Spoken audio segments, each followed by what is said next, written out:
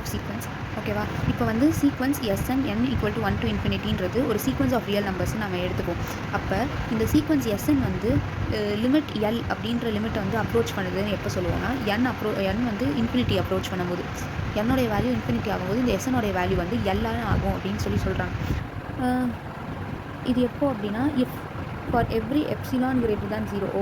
Suppose நம்ம எப்சிலான்னு ஒரு number எடுத்துக்கிறோம், அது வந்து கிரேட்டர் தேன் 0வாக இருக்குது. அப்போ ஒவ்வொரு எப்சிலானுக்குமே ஒரு பாசிட்டிவ் இன்டீஜர் n இருக்கணும். ஓகேவா? பாசிட்டிவ் இன்டீஜர் n இருக்கணும். அது எப்படி இருக்கணும்னா மாடுலஸ் எஸ்என் மைனஸ் எல். இங்கே எஸ்என்ன்றது அந்த சீக்வன்ஸை குறிக்குது, இங்கே எல்ன்றது என்னது அந்த லிமிட். ஓகே, லிமிட் அப்ளை பண்ணும்போது அதுக்கு வர ஆன்சர், அதாவது limit n tends to infinity, n இன்ஃபினிட்டியாக டென் பண்ணும்போது எஸ்என் வந்து எல்லாம் மாறுது. இதுதான் வந்து இங்கே கொடுத்துருக்காங்க. So SN minus L less than epsilon அப்படின்னு நம்ம ப்ரூவ் அப்படின்னு சொல்லியிருக்காங்க. ஓகே, அடுத்தது uniqueness of limit. Uniqueness of லிமிட்னா பெருசாலாம் ஒன்றும் இல்லை. இப்போ ஒரு சீக்வன்ஸ் ஆஃப் ரியல் நம்பர்ஸ் வந்து கன்வர்ஜ் ஆகுது, ஒரு லிமிட்டுக்கு கன்வர்ஜ் ஆகுது அப்படின்னா அது வேறு எந்த லிமிட்டுக்கும் கன்வர்ஜ் ஆகாது. அதாவது ஒரு சீக்வன்ஸ் எத்தனை தடவை கன்வர்ஜ் ஆனாலும் அது ஒரே நம்பருக்கு தான் கன்வர்ஜ் ஆகும் அப்படின்றது தான் யூனிக்னஸ் ஆஃப் லிமிட் அப்படின்றது. ஓகேவா? என்ன கொடுத்துருக்காங்க? ஒரு சீக்வன்ஸ் ஆஃப் ரியல் நம்பர்ஸ் கொடுத்துருக்காங்க. SN n equal to 1 to infinity வந்து எல்லுக்கு கன்வர்ஜ் ஆகும்னு சொல்லியிருக்காங்க. அப்போது இந்த சீக்வன்ஸ் வந்து எல்லை தவிர வேறு ஏதோ ஒரு லிமிட்டுக்கு கன்வர்ஜ் ஆகாது அப்படின்னு சொல்லி கொடுத்துருக்காங்க. ஓகேவா? அதாவது limit n tends to infinity SN is equal to L அப்படின்ட்டு கொடுத்துட்டாங்க. அதே மாதிரி limit n tends to infinity SN is equal to எம்னு கொடுத்தாங்கன்னா அப்போ இந்த எல்லும் எம்மும் ஈக்குவல் நம்பராக தான் இருக்க முடியும், வேறு நம்பராக இருக்க முடியாது அப்படின்னு சொல்லியிருக்காங்க. இதுதான் யூனிக்னஸ் ஆஃப் லிமிட்டோடைய ஸ்டேட்மெண்ட். ஓகேவா? இதுக்கு ப்ரூஃப் வந்து நம்ம என்ன பண்ணுறோம் அப்படின்னா என்ன சொல்லியிருக்காங்க, எல் ஈக்குவல் டு எம்னு கொடுத்துருக்காங்க. நம்ம வந்து L is not equal to M அப்படின்ற மாதிரி எடுத்துக்க போகிறோம்.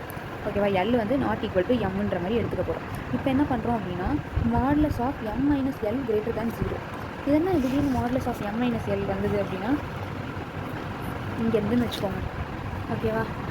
சும்மா இங்கேருந்து வந்ததுன்னு வச்சுக்கோங்க. கொஞ்சம் உங்களுடைய எப்படி சொல்கிறது லிங்க் பண்ணி ஞாபகப்படுத்திக்கிறதுக்காக சொல்கிறேன். யூனிக்னஸ் அப்படின்னாலே இந்த modulus m minus l greater than 0 இப்படி வந்துருக்கு. இப்போ எப்சிலானோடைய வேல்யூ வந்து modulus m minus l by 2 அப்படின்றது எப்சிலானோடைய வேல்யூன்னு வச்சுக்கோங்க. அப்போ ஹைபோதசிஸ் படி limit n tends to infinity SN is equal to l. கரெக்டாக? இது வந்து ஏற்கனவே அவங்க கொடுத்துட்டாங்க. அப்போ அங்கே வந்து n1 அப்படின்றது பிலாங்ஸ் டு ஐன்றது என்னது செட் ஆஃப் பாசிட்டிவ் இன்டீஜர்ஸ். ஓகேவா? n1ன்றது பிலாங்ஸ் டு ஐ அப்படின்னு சொல்லி கொடுத்துருக்காங்க. அது எப்படி அப்படின்னா modulus s n minus L less than epsilon. Modulus s n minus l வந்து லெஸ் தேன் எப்சிலான்றது இது என்னது? இது வந்து limit of the sequence, limit of the sequence தானே, செட் ஆஃப் சீக்வன்ஸ் இங்கே கொடுத்துருக்கோம் இல்லையா? Modulus s n minus L less than epsilon, sorry தான் இங்கே கொடுத்துருக்கோம். Modulus s n minus L less than epsilon. இங்கே கண்டிஷன் என்ன வந்து greater than or equal to n1, இதுதான் கண்டிஷன். ஓகேவா? இதே மாதிரி நம்ம வந்து since limit n tends to infinity SN is equal to எம்னு வச்சுக்கோம். அப்போ அங்கே வந்து நமக்கு n2 அப்படின்னு ஒரு செட் இருக்கும், அது ஒரு எலமெண்ட் இருக்கும், அது ஐயில் இருந்து இருக்கும்.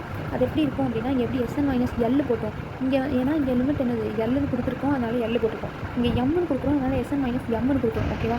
லெஸ் தேன் எப்சிலான் அதே மாதிரி வந்துடும்.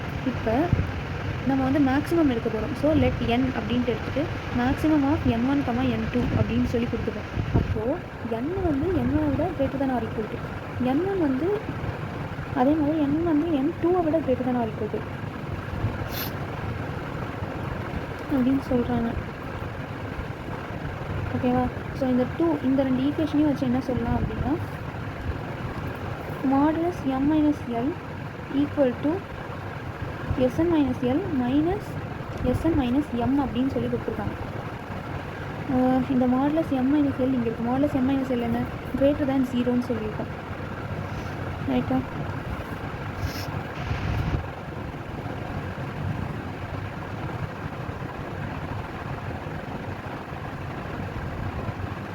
ஓகே, இதை கொஞ்சம் நீங்களாம் ஞாபகத்தை வச்சு தான் இல்லையானு.